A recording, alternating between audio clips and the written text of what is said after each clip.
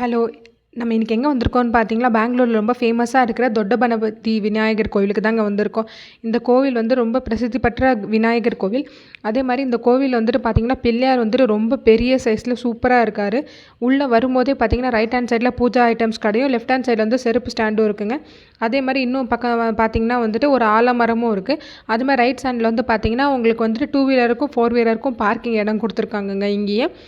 அதே மாதிரி நீங்கள் உங்கள் வண்டியில் நீங்கள் வந்தீங்கன்னா, உங்களுக்கு வண்டி விடுறதுக்கு எந்த கஷ்டமும் இருக்காது. நீங்கள் ஈஸியாக விட்டுட்டு வரலாம்.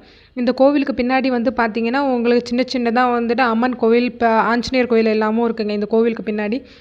அதே மாதிரி இந்த கோவிலில் வந்துட்டு சங்கட சதுர்த்தி, அப்புறம் வந்துட்டு விநாயகர் சதுர்த்தி எல்லாமே ரொம்ப சிறப்பாக கொண்டாடுவாங்க. இன்றைக்கி நான் போன அன்றைக்கி பார்த்தீங்கன்னா வந்துட்டு சாமிக்கு வெண்ணெய் கப்பு போட்டிருந்தாங்க. அந்த வெண்ணெய் கப்பு வந்து ஆக்சுவலி கலைச்சிட்டு இருக்காங்க. நீங்கள் வீடியோவில் பார்த்தீங்கனாலே தெரியும்.